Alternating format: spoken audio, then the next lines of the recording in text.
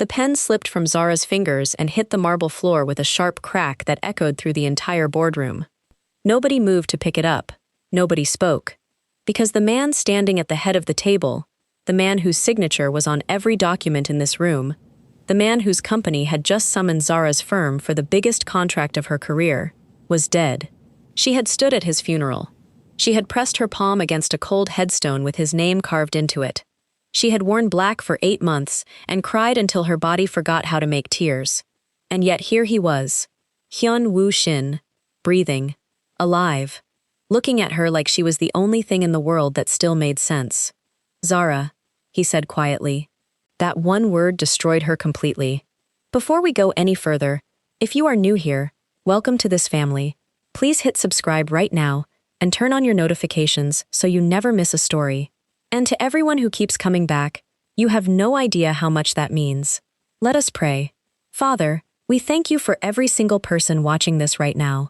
Wherever they are, whatever they are carrying today, whatever broke their heart this week, let your peace meet them right here, right now, in this moment. Let this story remind them that love does not give up, that what is meant for them cannot be taken from them, and that their best days are still ahead. Cover them, keep them, and let them feel your presence today. In Jesus' name, amen. Now, let us get into this story, because it is going to shake you to your core. 3 years. That was how long Zara Obi had been the founder of Loomis Creative, a boutique interior design firm she had built from nothing in the middle of her own grief. 3 years of 12-hour days, of turning down dinner invitations because she was too tired to pretend she was fine, of pouring everything she had into a company because the alternative was sitting still long enough to feel how badly she was broken. And now, on the morning she was supposed to close the biggest deal of her career, the redesign of all 38 executive floors of the Shin Tower, the crown jewel of one of Seoul's most powerful conglomerates, the universe had decided to do this. "Give us the room," Hyun Woo said, and his voice had not changed at all. Still low, still quiet, still the kind of voice that made every person in a room feel like they had better listen. The room emptied in under 20 seconds. Board members, assistants, security, all of them filtering out with the practiced efficiency of people who understood that tone. Zara's business partner Tolu lingered at the door, eyes darting between Zara and the stranger who was apparently not a stranger, face full of questions she had enough sense not to ask out loud. "I'm okay," Zara said, though her voice came out wrong, thin and shaking, like a piece of thread pulled too tight. "Just give me a minute." Tolu nodded slowly and stepped out. The door clicked shut, and then it was just Zara and the ghost of the man she had married. "You need to start talking," she said, her voice dropping low and dangerous. "Right now, because I am standing here looking at you, and I need you to explain to me how a man I buried 3 years ago is standing in a boardroom in a suit that costs more than my first month's rent." Hyun Woo's jaw worked. He took one step toward her, then stopped himself, something flashing across his face that looked a lot like fear. Not fear of anything in this room, fear of her, of what she was about to think of him. "I didn't die," he said simply. "I know that," Zara said, her voice cracking on the last word. "I can see that. What I need to know is why. Why you let me believe you did. Why you let me sit at a grave, your grave, with your name on it, and talk to you for 3 years like some kind of grieving widow who couldn't let go." She pressed both hands flat against the conference table, steadying herself. "Do you have any idea what those 3 years were like? Do you have any idea what it cost me to get out of bed every morning knowing you were gone?" Something in Hyun Woo's expression collapsed. "Yes," he said quietly. "I know exactly what it cost you. I watched."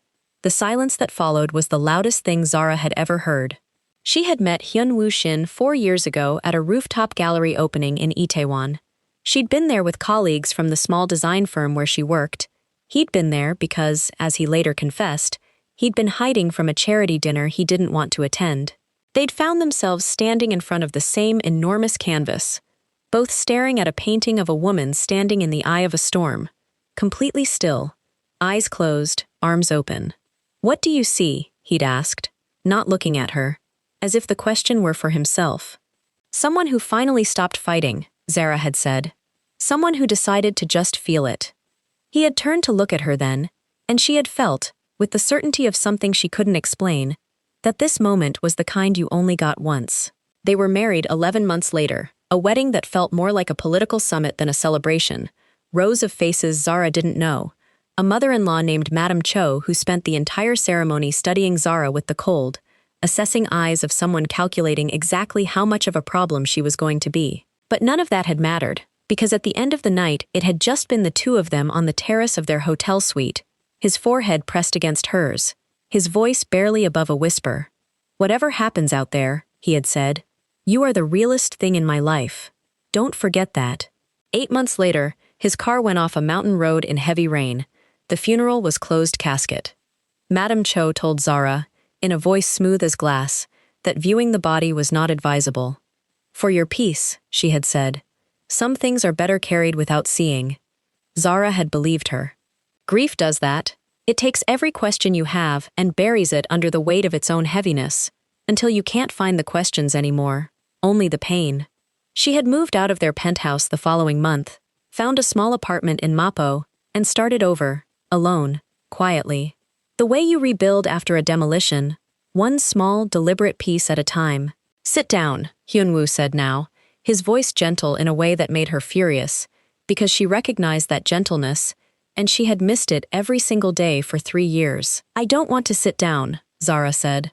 "I want you to explain yourself before I walk out of this building and call my lawyer." He exhaled slowly.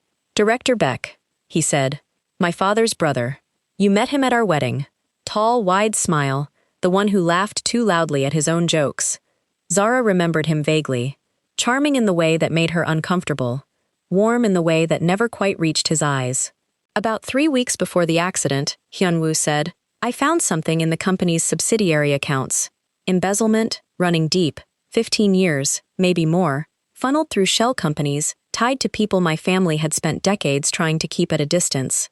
Dangerous people, Zara, the kind who don't negotiate, the kind who solve problems permanently. And Director Beck was behind it," Zara said slowly. "Director Beck was behind it. And within a week of my discovery, he knew I'd found it." Hyun Woo's hands tightened at his sides. "He came to see me, calm, polite.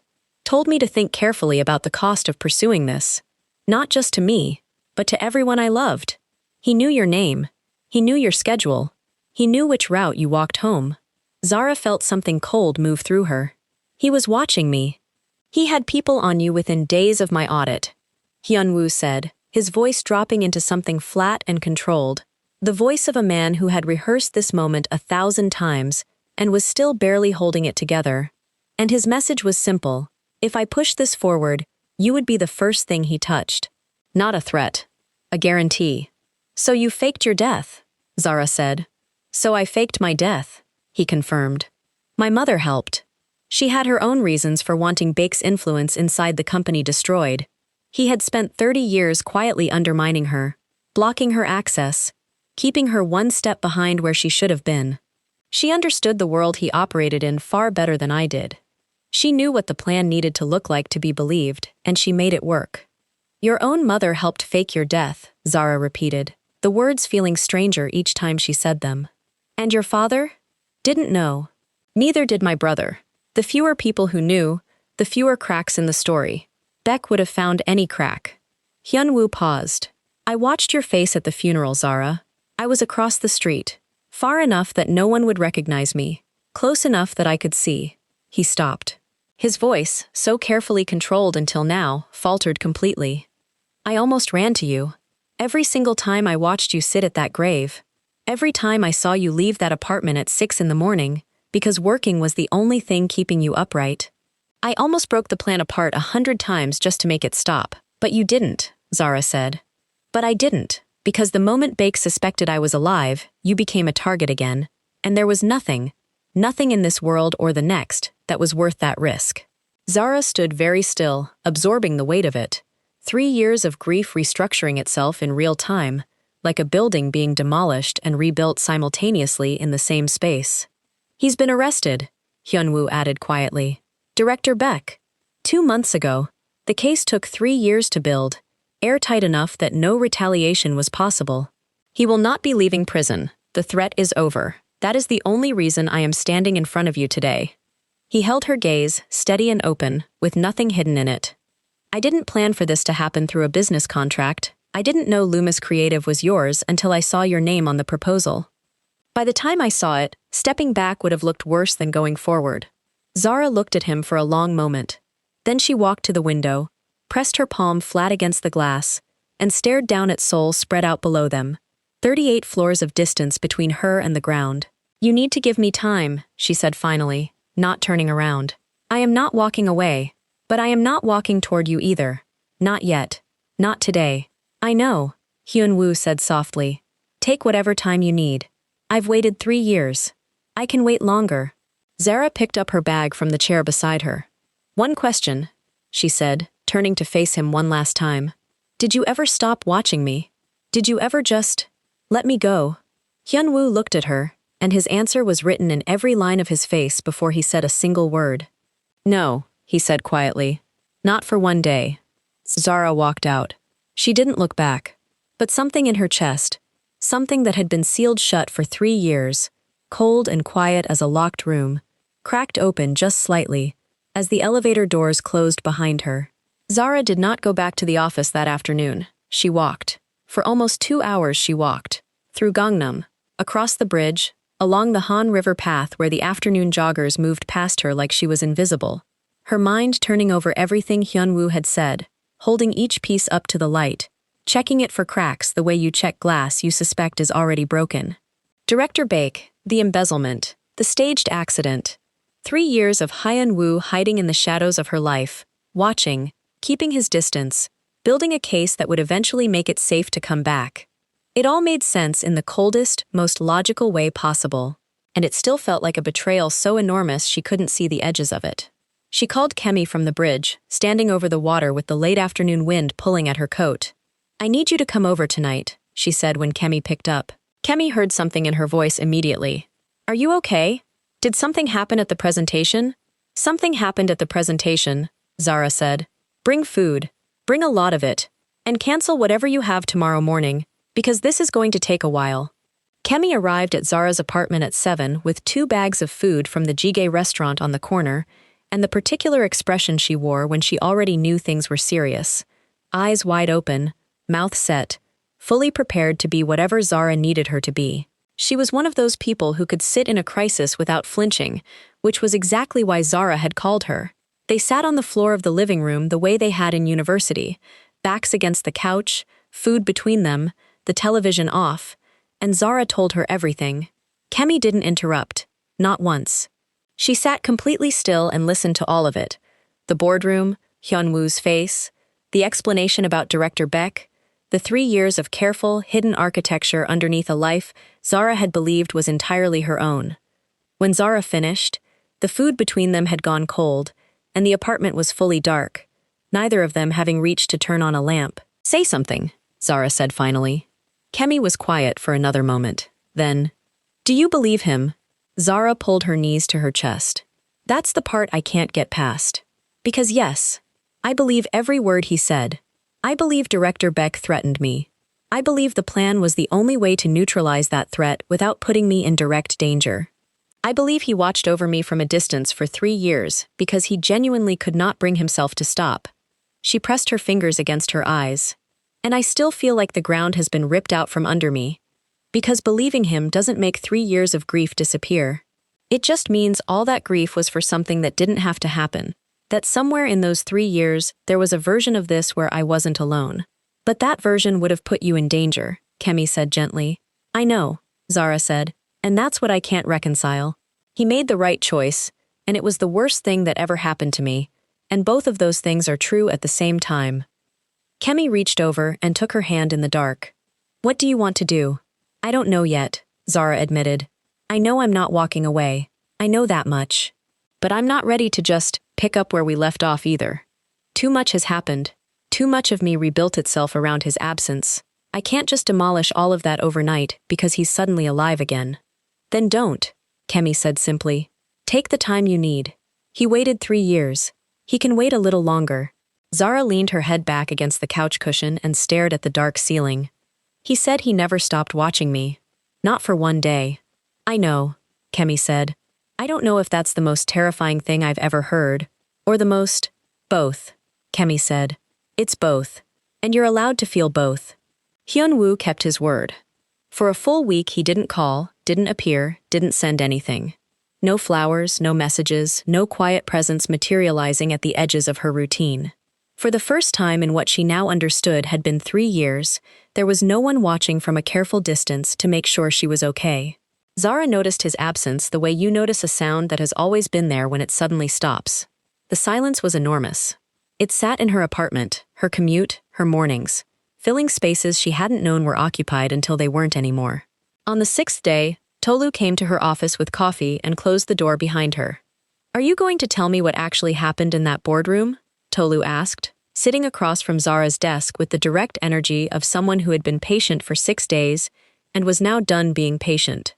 Because you walked out of the most important presentation of our careers looking like someone had physically struck you, and you've been somewhere else every single day since, and I've been covering for you without knowing what I'm covering for. Zara told her. A shorter version, the shape of it, not every detail. Tolu listened with her coffee cup halfway to her mouth, perfectly still. He's been alive this whole time, Tolu said slowly when Zara finished. The whole time. And the contract, Shin Tower. He says he didn't know Loomis was mine until 3 days before the presentation, Zara said. I believe him on that. The proposal was submitted through a third-party procurement channel. My name wouldn't have appeared until the final shortlist. Tolu set her coffee down very carefully. What are you going to do about the contract? Win it on merit, Zara said. The same way we would have if none of this had happened. If they want to work with us, they work with us because we're the best option, not because of any history. I've already sent a message requesting that Hyun Woo recuse himself from the selection committee. Tolu blinked. You did? I did. Yesterday. Zara met her eyes. Whatever happens between him and me personally, Loomis stands on its own work. That doesn't change. Tolu looked at her for a moment, then nodded slowly with the expression of someone who had always known their business partner was remarkable and was simply being reminded of it again. Okay, she said. Then we finish the proposal, and we win the thing properly. We finish the proposal, Zara agreed, and we win the thing properly. On the 8th day, Jisoo came to the office. Zara recognized her immediately. The same sharp posture, the same angular bob, the same watchful economy of movement that had always made Zara feel both protected and slightly unnerved. Hyun Woo's head of security, who had apparently also been in on the plan from the very beginning and had spent 3 years quietly making sure the world stayed navigable for a woman who never knew she was being looked after. She set a thick file box on Zara's desk without preamble.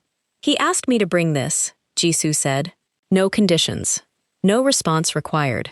He said you should have everything. Every record, every photo, every decision, laid out in plain sight so you can see exactly what these 3 years actually looked like. And then he said, you should decide what to do with that information without factoring in what your decision costs him. She paused. His exact words were, she's spent enough time in the dark. She deserves to decide something with all the lights on. After Jisoo left, Zara sat alone with the box for a long time before she opened it. She read through the night. Security reports, financial records, photographs taken from a distance, the clinical, careful documentation of 3 years of someone standing just outside the frame of her life, removing obstacles without ever letting her see his hands. An apartment lease arranged through a holding company she'd never traced. A contact at the bank who had quietly insured her business loans went through at terms a 2-person startup had no business receiving. A renovation contract, the first real portfolio piece that had put Loomis on the map, steered toward her firm through a connection she'd assumed was pure luck. And photographs, her leaving the office at midnight, her sitting alone at a restaurant on her birthday because she'd canceled the dinner plans and told everyone she was fine. Her at the grave, small and still and heartbreakingly alone, head bowed, talking to a headstone that held nothing. On the back of that last photograph, in handwriting she would have recognized anywhere, small, precise, the same handwriting that used to leave notes tucked inside her jacket pockets for her to find during the day, was a single sentence. I am so sorry. I am right here. I am so sorry. Zara sat with that photograph until the sky outside her window shifted from black to the pale gray of very early morning, tears falling silently onto the file box, her chest so full of competing things, grief and anger and relief and love, that she genuinely couldn't have said which one was loudest. She knew, by the time the sun came up, what she was going to do. She found him the next morning at a small noodle restaurant near the river, a place she had never been, but that Jisoo had mentioned in passing the week before, in a way that was almost certainly not accidental. He was at a corner table, alone, a bowl of food in front of him that he hadn't touched, staring out the window at the gray morning water, with the expression of a man who had run out of ways to fill the silence. He looked up when the door opened, and everything in his face rearranged itself the moment he saw her. Zara walked to the table and sat down across from him without being asked. "I read everything," she said. Hyun Woo said nothing, just waited. "I'm still angry," she said. "I want you to know that. I'm going to be angry about this for a long time, and I need you to not try to talk me out of that anger, or explain it away or fix it, because it doesn't need fixing. It just needs time." "I know," he said quietly. "But," she continued, her voice steadying, "I also read 3 years of a man who had every reason to start over somewhere else, live a new life, let me go, and didn't. Not once. Not for one day." She looked at him directly, holding nothing back. "You never stopped choosing me, even when choosing me meant disappearing. Even when it meant watching me grieve and doing nothing to stop it because stopping it would have gotten me killed. That is not something I can pretend doesn't matter." Her eyes filled. "It matters more than I know how to say." Hyun Woo's hand moved across the table. Open. Waiting. Not grasping. Zara placed her hand in his. "We start over," she said. "Slowly. Honestly. No more protecting me from things by keeping me in the dark. If something threatens us again, we face it together, or we don't face it at all. Those are my terms." "Those are your terms," Hyun Woo agreed, and his voice broke on the last word in a way that told her everything about what the last 3 years had actually cost him. "I accept every single one." Outside the window, Seoul was waking up, the river catching the first pale light of morning, the city beginning its daily noise. Zara kept her hand in his, and let herself, for the first time in 3 years, stop carrying it alone. The weeks that followed were careful, deliberate, quiet in the way that new things are quiet, fragile at the edges, not yet strong enough to be tested. Hyun Woo did not rush. That was the thing that surprised Zara most. She had expected him to push, to want to recover 3 years of lost time all at once, to fill every silence with explanations and apologies and grand gestures.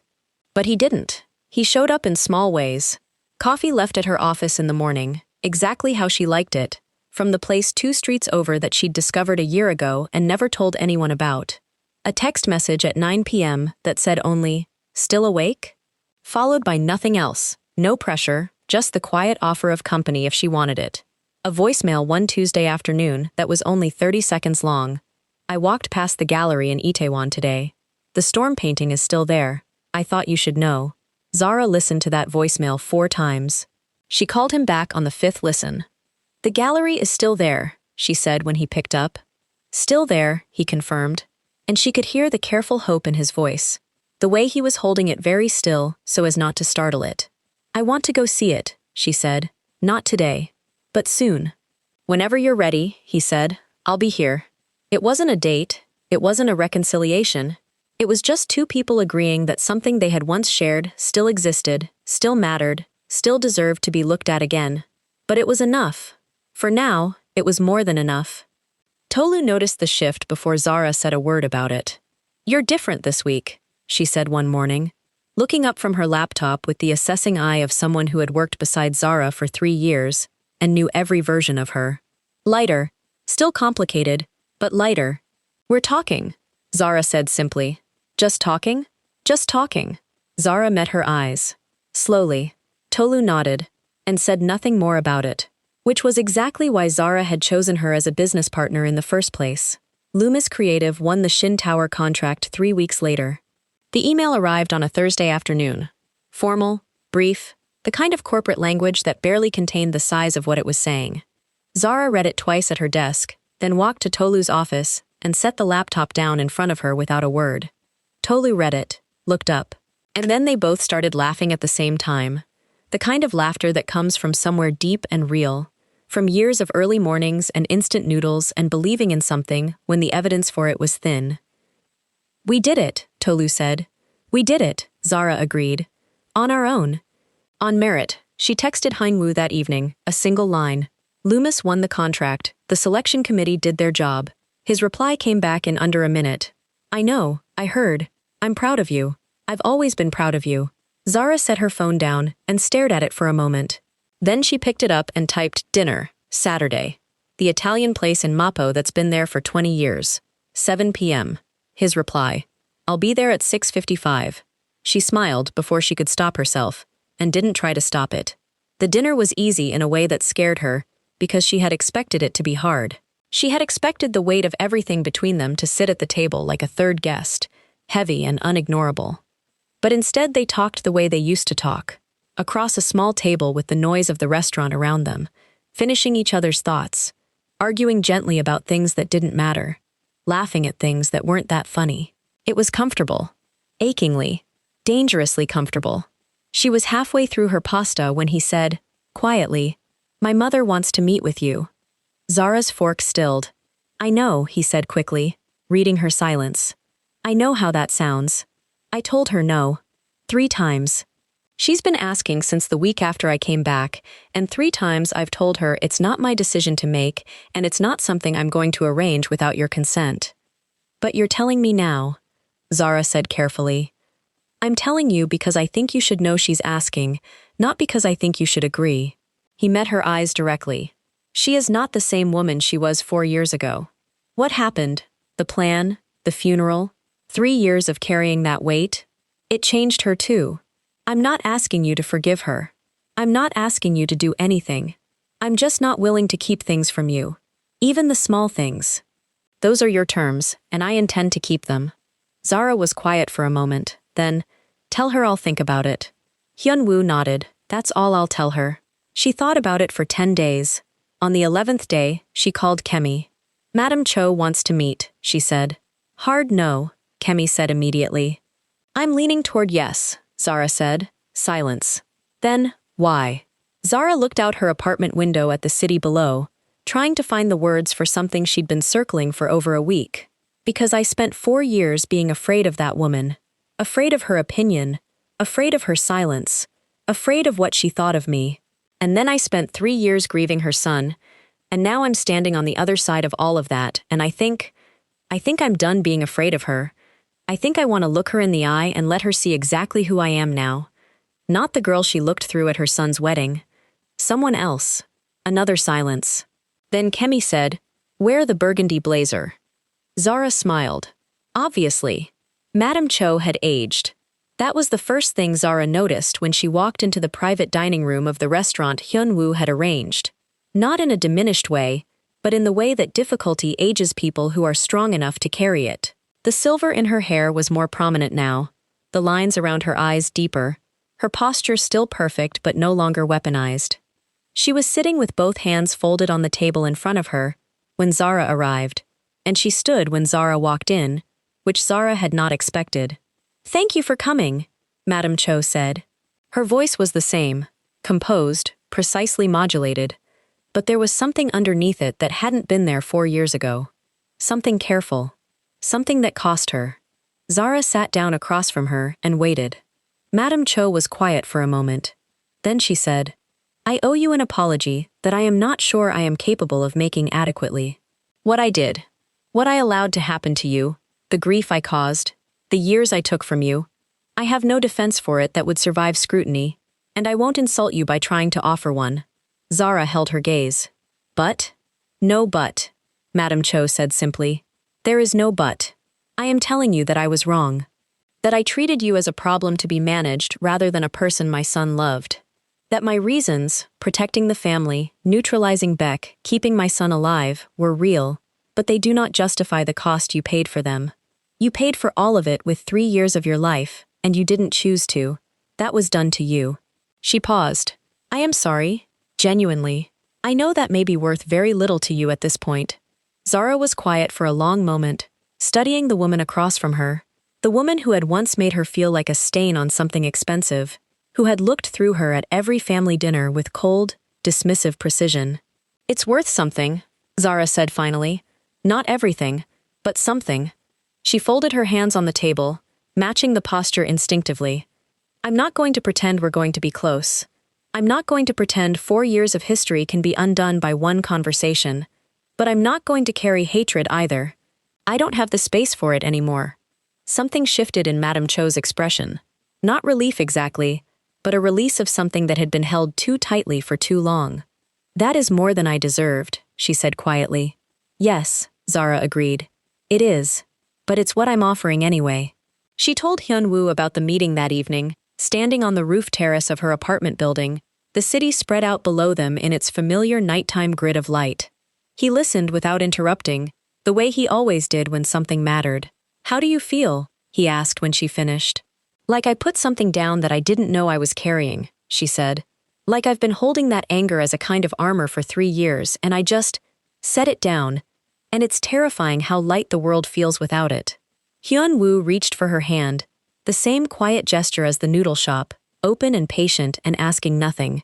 She took it.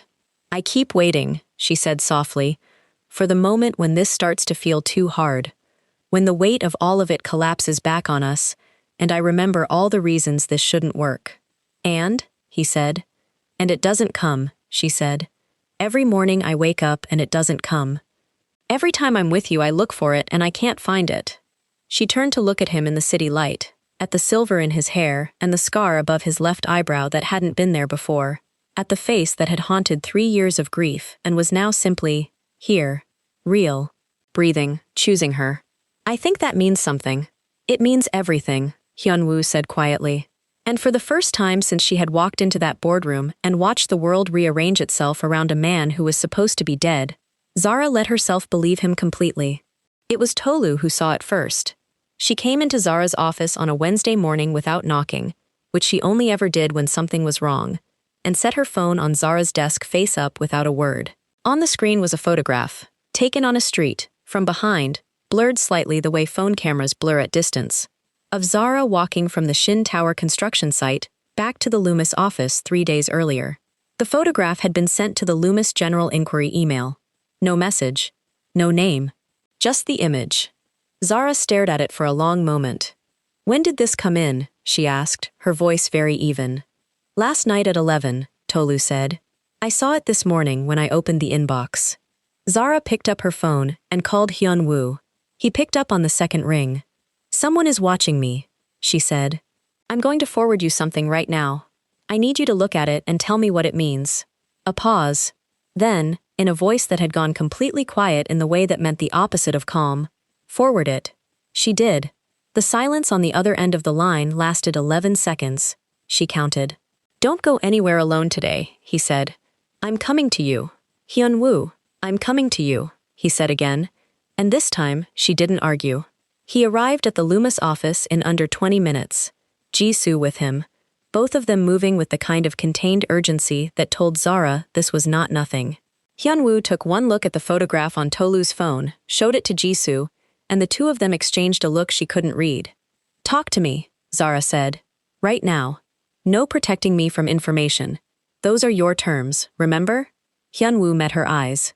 Director Baek is in custody. He will stay in custody. But a man like Baek doesn't build 30 years of illegal alliances in isolation. There are people connected to his network who were not caught in the same case. People who are now aware that I am alive, that the evidence that put Baek away came partly from me, and that I have returned to a public role in the company. He paused. This photograph is a signal, not a threat. Someone is telling us they know where you are. They haven't moved yet.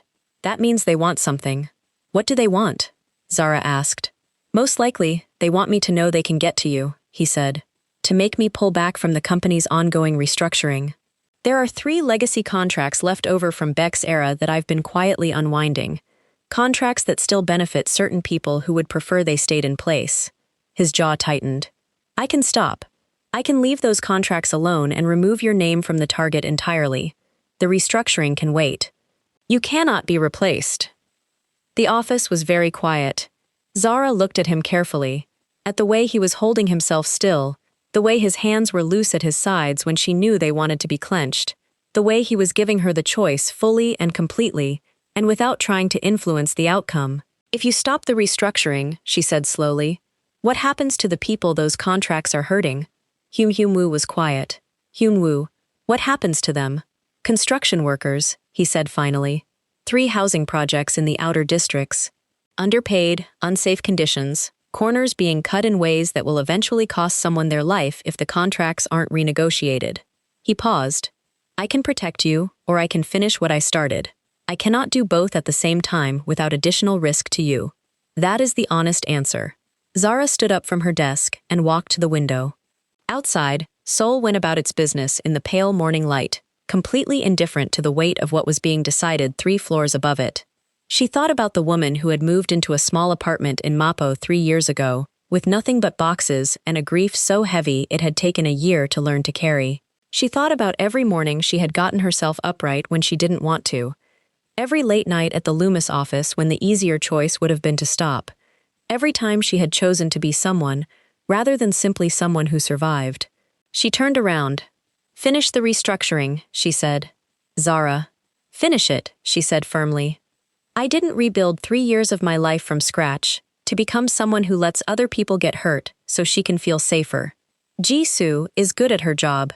You said so yourself. We increase security, we stay aware, and you finish what you started. She held his gaze. Together, remember? Those were my terms. We face it together or not at all. Hyun Woo looked at her for a long moment, something moving through his expression that was too large and too quiet to name. Together, he said. The next 6 weeks were tense in the way that productive things are tense. Purposeful, forward-moving, alive with the specific energy of people who have decided not to flinch. Jisoo was everywhere Zara was not, and sometimes where she was too, quiet and efficient, and reassuring in a way that asked nothing of Zara except that she stay alert. Hyun Woo checked in twice a day, once in the morning, once in the evening, with the discipline of a man who had promised not to smother and was keeping that promise by structure. The restructuring moved forward, contract by contract, the legacy agreements unwound and replaced with terms that were fair and legal and would survive scrutiny from any direction. The photograph was never followed by another. Whatever signal it had been meant to send, the response it received, continued movement, increased security, 0 withdrawal, appeared to be the correct one. The people connected to Beck's network, without Beck to coordinate them, were an inconvenience rather than a force. They receded. By the time the last legacy contract was renegotiated and the restructuring formally complete, the threat had dissolved so quietly it was hard to identify exactly when it had gone. On a Friday evening 3 weeks after the final contract closed, Hyun Woo took Zara to the gallery in Itaewon. It was still there, exactly as he had said, the same whitewashed walls, the same unassuming entrance, the same particular quality of light that came through the skylights in the late afternoon and turned everything inside it gold. The storm painting was still in its original position on the far wall, larger than Zara remembered, the woman at its center still standing with her arms open and her eyes closed in the eye of the painted chaos around her. Zara stood in front of it for a long time. She looks different to me now, she said finally. How so? Hyun Woo stood beside her, close enough that their shoulders touched. I used to think she was surrendering, Zara said. Arms open, eyes closed, completely still, in the middle of all that chaos. I thought she had given up fighting. She tilted her head slightly. Now I think she's the only one in the whole painting who knows it's almost over. She's not surrendering. She's waiting. She knows the storm is going to break around her, and she's just waiting for it to finish. Hyun Woo was quiet for a moment. Then, that's what you did. For 3 years. That's what I did, Zara agreed softly. I didn't know that's what I was doing, but looking at her now, yes, that's exactly what I did. He reached for her hand without looking away from the painting. She laced her fingers through his without looking away either. I have something to ask you, he said, his voice low and careful. And I want to be clear before I ask it, that I am not asking because of the contract, or the restructuring being finished, or because the threat is resolved. I'm asking because I should have asked it a long time ago, and I didn't, and I've spent every day since trying to figure out how to deserve the right to ask it now. Zara turned to look at him. He was already looking at her. I'm not asking you to forget the last 3 years, he said. I'm not asking you to pretend they were anything other than what they were. I'm asking you, if you're willing, to let us build something that takes all of it into account. Everything we were before, everything that happened, everything we've become since. Not starting over, starting forward. He reached into his jacket pocket and produced a small ring box. Plain dark wood, nothing extravagant. If you want to, only if you want to. Inside the box was a ring she had never seen. A deep blue sapphire set in simple gold. The kind of ring that looked like it had been chosen for a specific person and not for an occasion. I looked up Yoruba jewelry traditions, he said quietly. I wanted something that honored where you come from. Who you are, not who my family's world wanted you to be. Zara stared at it. Then she looked up at him. Then she laughed. A real laugh. Full and surprised. The kind that comes from somewhere too deep to be managed. You researched Yoruba jewelry, she said. I researched everything, he said. And his voice was completely unguarded now. Completely unprotected. Everything visible. You are the most important thing in my life. The least I can do is learn the things that made you. Zara looked at the ring for one more long moment. Then she looked at the painting. Then she looked at him. Yes, she said. Not because the danger is over, not because the timing is finally right, because you are the person I want to face everything with. Every hard thing, every uncertain thing, every storm I don't see coming. She held out her hand. Yes, Hyun Woo. He slid the ring onto her finger with hands that were not quite steady, and then pressed his forehead to hers the way he had on their hotel terrace 4 years ago, eyes closed, breathing her in. I choose you, he whispered. Every day, in every version of this, I choose you. I choose you back, she whispered.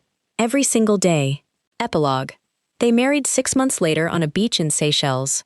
Small, quiet, exactly what they wanted. Kemi as maid of honor. Tolu taking photographs she hadn't been asked to take because she couldn't help herself. Jisoo stationed near the entrance, out of 15 years of professional habit, allowing herself, for once, to smile freely. Hyun Woo's father, Mr. Shin, stood near the water's edge with tears on his face that he made no effort to hide, holding the hand of a woman he had reconciled with slowly and imperfectly over the previous year. Madame Cho did not attend the beach ceremony, but she had done something that mattered more. 3 weeks before the wedding, she had sent Zara a single handwritten letter, 2 pages long, that said everything she had not been capable of saying in that restaurant dining room a year earlier. Zara had read it 4 times. She had folded it carefully and kept it in the drawer of her bedside table, not because she needed to reread it, but because it represented something she had never expected to receive. A reckoning that had cost someone their pride. Offered freely, with nothing asked in return. She found, slowly, that she could look at Madame Cho and see a complicated person rather than an enemy. That was not the same as forgiveness, and she didn't call it that. But it was something real, and it was enough. Loomis Creative completed the Shin Tower redesign on schedule the following year. The project featured in 3 major architecture publications, and cited as the firm's landmark work. Tolu framed every article and hung them in the office's entrance hall, where every client who walked in could see them. Zara pretended to find this excessive, and was privately enormously proud. And every year, on the anniversary of the morning Zara had walked into a boardroom and found a dead man standing at the window. The morning the world had rearranged itself. The morning everything broken had begun, slowly and painfully and beautifully, to heal. They went back to the gallery in Itaewon. They stood in front of the storm painting, and they talked about what they saw in it. Different things, every year.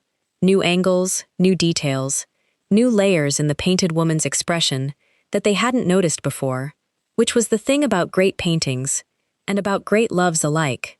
They rewarded looking. The longer you stayed with them, the more they gave back. The more you were willing to stand still in the middle of the storm, eyes open, arms out. The more clearly you could see that it was almost over, that it was going to break, that on the other side of all of it, something extraordinary was waiting. Thank you for watching this story all the way to the end. If this moved something in you, if it reminded you that love is worth fighting for, that the people meant for you cannot be permanently taken from you, that your story is not over, please like this video and share it with someone who needs to hear it today. Subscribe to this channel and turn on your notifications so you never miss what comes next. And remember, your best chapter has not been written yet. We will see you in the next story.